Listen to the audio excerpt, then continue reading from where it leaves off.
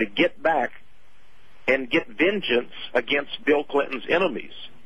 And he had a butcher knife in his hand. And he named each of the enemies of Bill Clinton in turn. And after each name, he stabbed that knife in the table and said, he's a dead man. The next one, he named him and he said, he's dead. The next one, he's dead. This is the kind of... He's a monster. But keep in mind, now he's White House Chief of Staff. Actually, he is the dictator. He is the Stalin Trotsky to Lenin. Yes. And you know what else I know? Tex, the listeners may not know, and a lot of people around the world held Bill Clinton in high regard. Bill Clinton was responsible for murders across America of all his opponents. There were so many fraudulent suicides, double shot in the back of the head, and the medical examiner said suicide, or so many people were thrown off bridges or out of windows. We lost 156 people during the Clinton years under suspicious circumstances, including the Vince Foster one where he slit his wrist, but there was, the body had been dragged there, and everything about that was a murder. And in fact, this guy Emanuel was the guy orchestrating much of these actions, because he was the guy with the viciousness in him to do it. To confirm what you said, Dick Morris said something very interesting. He was on the Bill O'Reilly show, the most popular show on Fox Network. And, he got to talking, and, he likes to talk. But he said something I think is going to come back to haunt him. He actually said that Bill Clinton, and I'm going to quote him, this is Dick Morris now, the chief political advisor to President Bill Clinton. He said President Clinton was afraid of Rahm Emanuel. Now, I want you to think about that, okay? He's President of the United States, Bill Clinton. Yeah. Rahm Emanuel is supposedly just an assistant counsel in the White House, a little man. But Dick Morris, who's the chief advisor for Bill Clinton, says, quote, Bill Clinton was afraid of Rahm Emanuel. He was afraid of him. Well, there's good reason, though. You watch this man's track record and you know what he's willing to do, but he doesn't fall far from the Chertoff template either, because this guy Chertoff has been responsible. You look at the man; he looks like the devil himself, and we looks like we're getting the Chertoff on steroids in Rahm Emanuel, doesn't it? Well, it does. Now, I want you to think of your audience to think of a couple of things here, Daryl.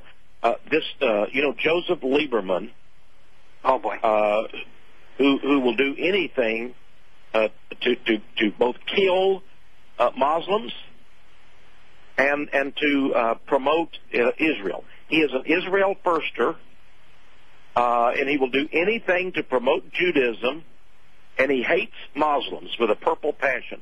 Now, this man, being a supposedly part of the Democrat setup there, endorsed John McCain, a Republican. Now, in the history of the United States, any time that happened, he was finished. He should be finished as far as the Democrat Party is concerned. Yeah. But this very day, the Democrats had a meeting, the senators had a meeting in which they forgave him of everything. And as a matter of fact, now listen to this. You're going to find this quite interesting, Daryl. According to the news that I heard right before I left home, right before this program, Senator Joseph Lieberman, who actually endorsed and supported and campaigned for the Republican candidate, John McCain, for president, who actually spoke at the Republican convention, was nevertheless rewarded today by the Democrats and by Senator Harry Reid, the Senate Majority Leader, and they said not only would he be allowed to stay in the Democratic caucus and vote with the Democrats and meet with them secretly and so forth, but he would retain his chairmanship of, get this, the Senate's Homeland Security Committee. Oh, boy. That's not good, huh? Yeah. Now, so you see what they've done here. They did not want anyone but an Islamic hater, a Jewish monster, to be head of Homeland Security. So all of the Jewish billionaires on Wall Street, they pull strings and no doubt threatened a few of the Democratic senators to make sure that he would keep his job. This is unprecedented, that you support the Republican candidate and you're not only allowed to stay among the Democratic senators, but you're actually told you will keep your chairmanship of the committee. But which committee is it?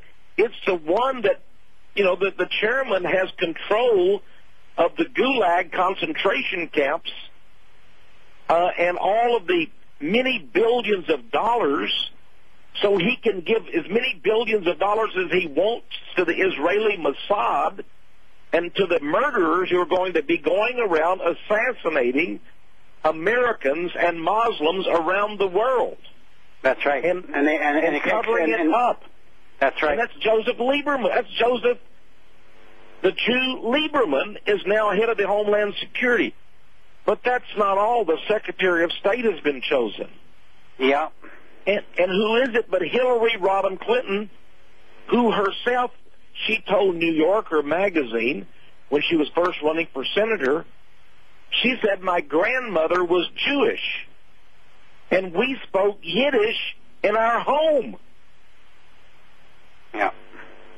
We're at the end of our program here, Tex, and I want to let you know that this information is not widely understood or known outside of a number of researchers like ourselves.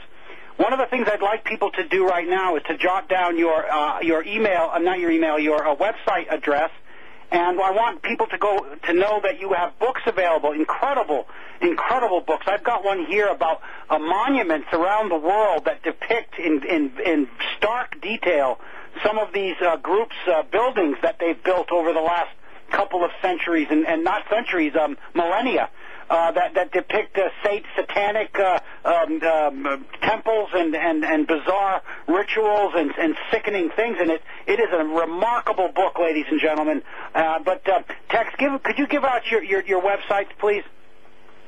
Sure, Daryl. It's powerofprophecy.com. Powerofprophecy.com.